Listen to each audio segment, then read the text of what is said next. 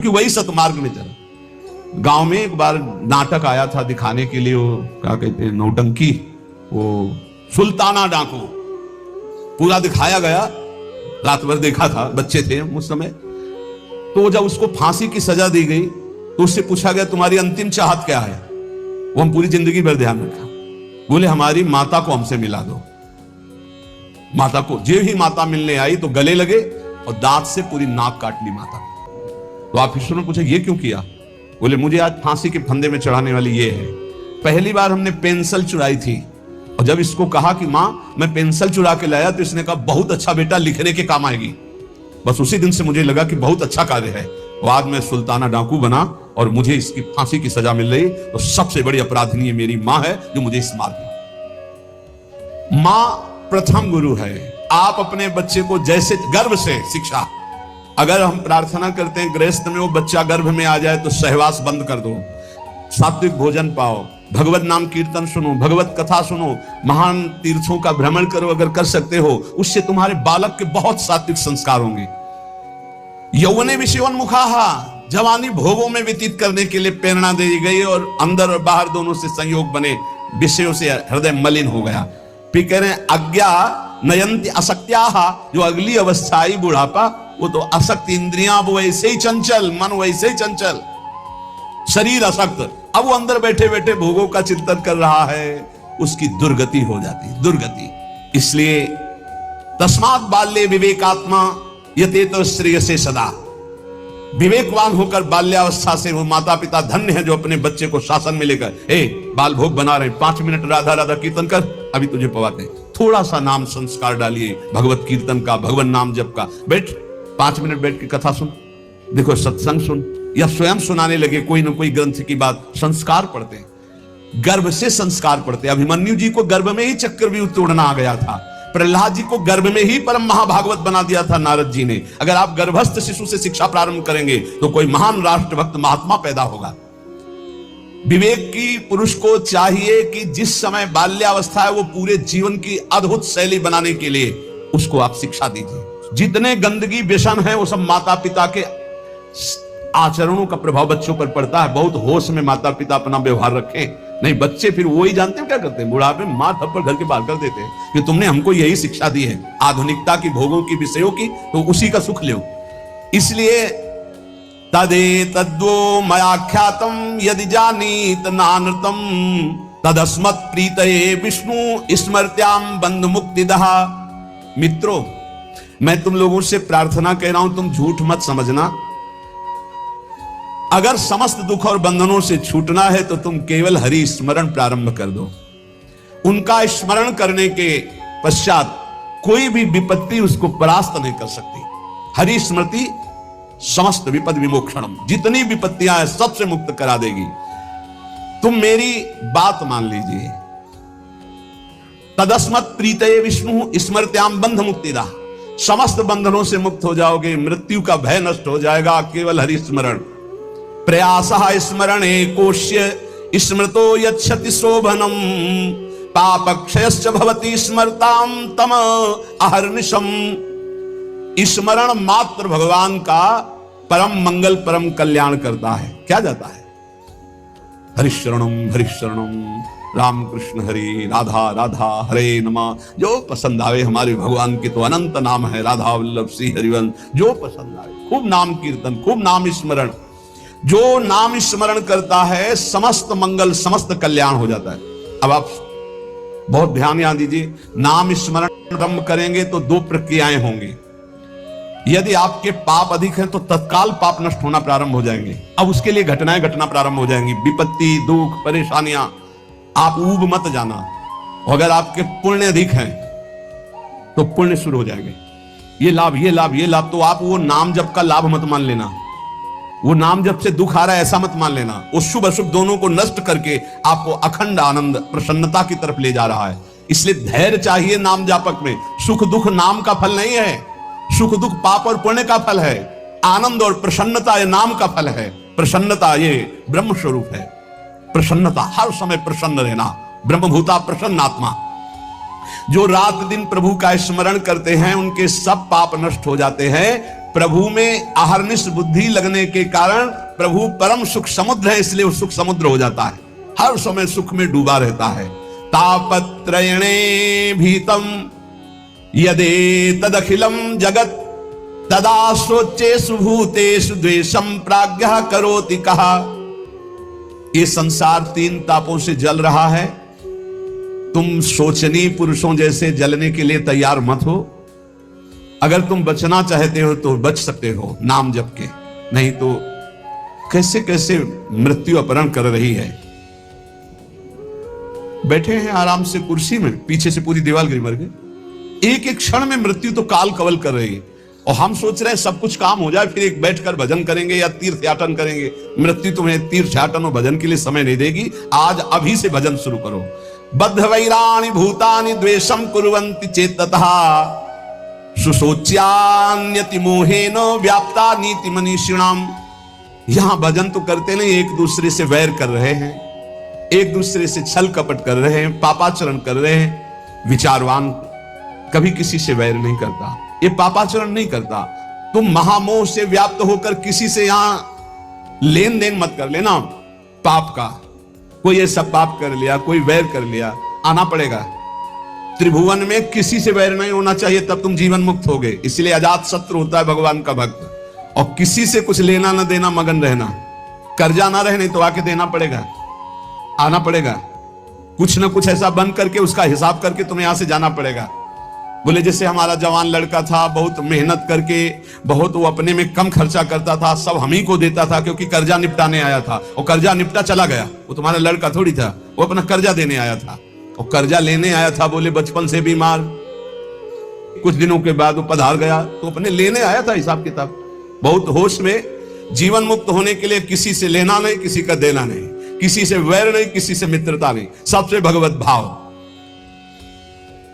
मैं तुम सबसे आग्रह करता हूं, तुम इस असार संसार के विषयों में कभी संतुष्ट नहीं हो सकते, मेरी बात समझ लो। चाहे जितना भोग भोग लो, कभी ऐसा नहीं हो सकता हाँ अब आज के बाद मुझे नहीं चाहिए। ये ऐसे भूत के लड्डू हैं, खाओ तो परेशान, ना खाओ तो परेशान।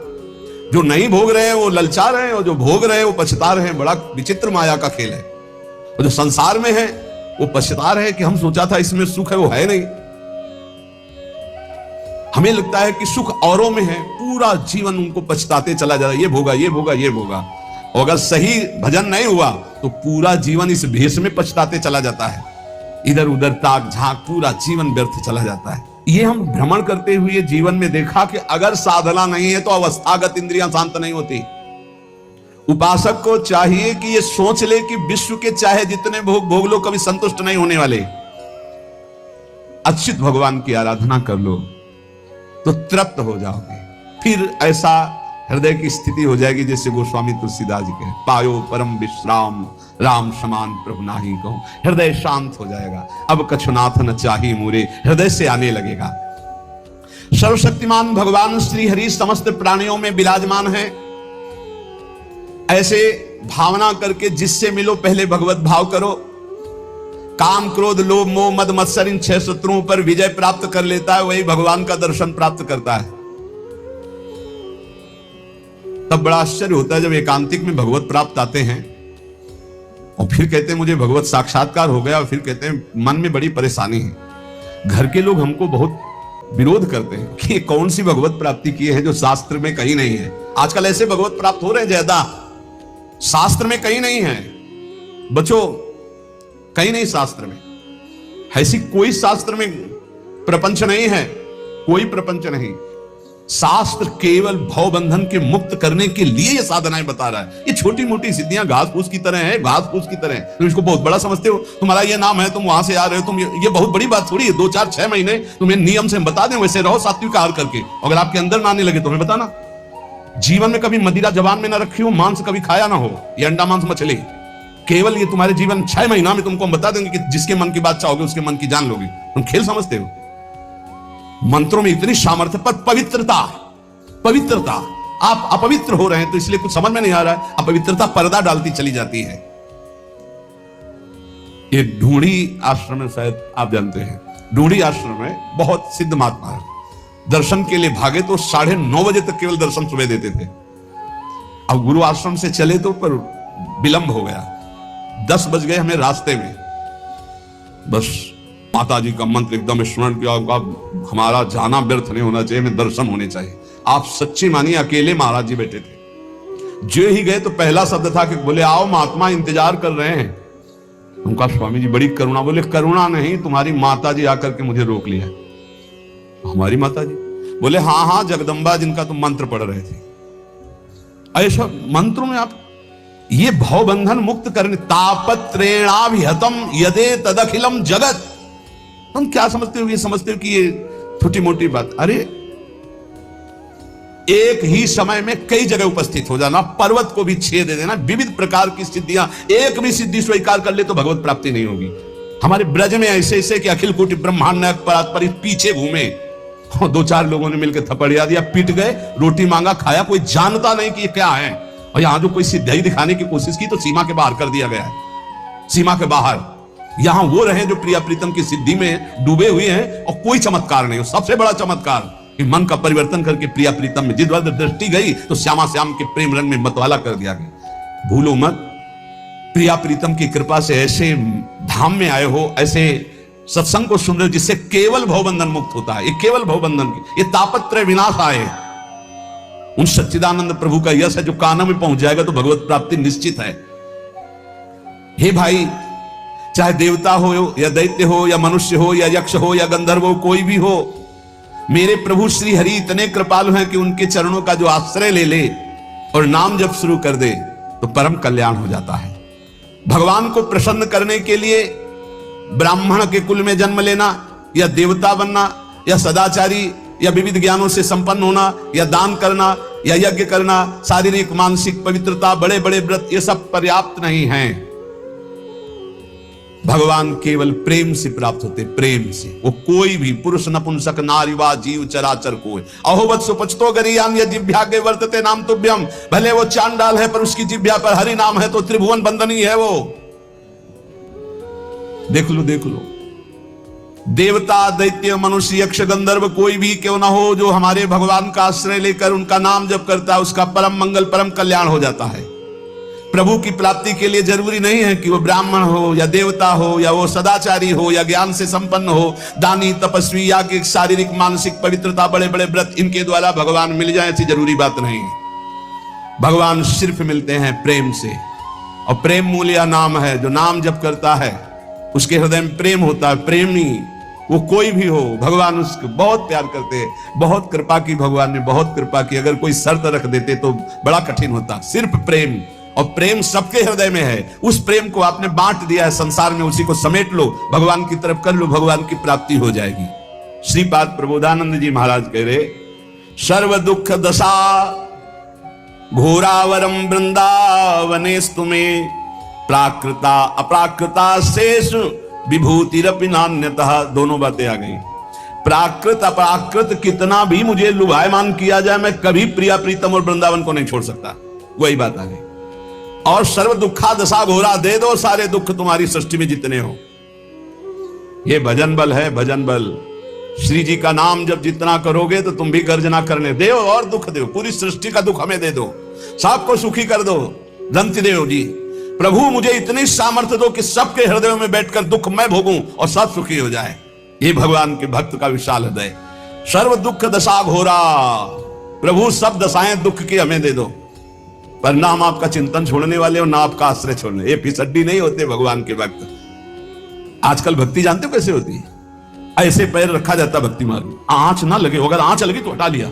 ऐसे कभी कोई परमार्थ में नहीं चलता। नारायण अति कठिन है हरि मिलन की बाट, या में पग पीछे धरे प्रथम शीश दे काट। ये वीरों का मार्ग है, कायरों का नहीं। इसलिए हिम्मत पक्की। तलवार गले तक आएगी, हार बन जाएगी, वार नहीं कर पाएगी। तलवार और हमारे गले के बीच में नाम है। विश्वास करो, विश्वास।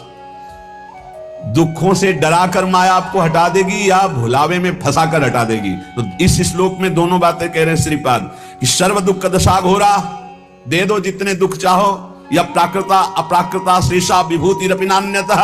प्राकृत अपाकृत समस्त ऐश्वर्य, देखो हमें लुभा कर नहीं लुभायमान होंगे। चाहे दुख दे दो चाहे भोग सामग्री दे दो, दोनों से मैं आपको भूलने वाला नहीं। आपका आश्रय, आपका चिंतन। कुर्वत्यापि महारौद्रम उपद्रवम अनुक्षणम। ये देखो, ये पढ़ाई है, पढ़ लो, फेल नहीं होगे। प्रभु भेजो, ऐसे उपद्रवी को भेजो जो रुद्र रूप रख करके हमारा अपमान करे, हमारी पिटाई करे, हमें गाली दे। कुर्वत्यापि महारौद्र मुपद्रव मनुक्षणम। आप कहोगे काय को झगड़ा विपत्ति मोल ले रहे हो? नहीं नहीं, पढ़ाकू जो होता है वो चाहता है कि हमसे कोई प्रश्न करे और मैं उसका उत्तर दूं। जो पहलवान होता है वो चाहता है कोई मिले, दो दो हाथ करूं, उसकी भुजाओं में फड़कन होती है। ऐसे साधक ये चाहता है कि मेरा अपमान हो, मेरी निंदा हो, फिर मुझे कैसा लगेगा। एक संत थे, वो कभी पैसा नहीं लेते थे, पर साल में एक बार पैसा लेते तो फिरोजाबाद जाते थे। पूज्य पादुड़िया बाबा के वो संगी थे। काय के लिए फिरोजाबाद जाते थे? चूड़ियां पहनने नहीं, चूड़ियां तोड़ने।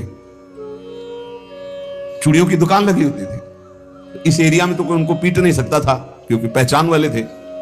फिरोजाबाद जाते और चूड़ियों की दुकान में खड़े होकर 2-3 लात मारते चूड़ियों के डेरे ना, और पैसा साथ लिए रहते। जो बाबा जी देखा 2-3-4 लात मारे, अरे पागल आदमी चूड़ी तोड़े डालना, मार थप्पड़। 2-4 और दुकान वाले आते, पीटते, थोड़ी देर खड़े रहते, पीटने के बाद गाली देते, भगाते, दूर तक भाग के जाते, फिर पीटते। शाम अंदर पूछते कैसे, क्या हालचाल है? बोले ठीक है, कोई परेशानी नहीं। दुकान वाले के पास जाते, बोले भैया कितने की चूड़ी थी? बोले तुम तो पागल जैसे थे। बोले वो हमारा एक काम था, वो हो गया, आपने बढ़िया काम किया। कितनी चूड़ी थी? बड़ी नम्रता और सभ्यता से। महाराज गलती हो गई आपको। बोले नहीं, आप चूड़ी के पैसे और जो एकत्रित करके गए थे, तो अगर 100-500 की चूड़ी होंगी तो 10-5 हजार वहीं छोड़ के। बोले देखते रहते कि बाबा जी है क्या चीज। अपनी कसौटी के लिए स्वामी अनंग बोधाश्रम स्वामी जी बचपन से दिगंबर और गंगा का सेवन करने वाले, जहां भिक्षा होती वहां जाकर उद्दंडता करते और 2-4 जब चपाटे उनके लगते तो अंदर पूछते क्या हालचाल है। ठीक है, ये सौभाग्य से मिलता है अपमान निंदा। चाहिए आपको सौभाग्य? सौभाग्य से मिलता है अपमान, निंदा, तिरस्कार, विपत्ति, संकट। क्यों? इसी में भगवत प्राप्ति होती है।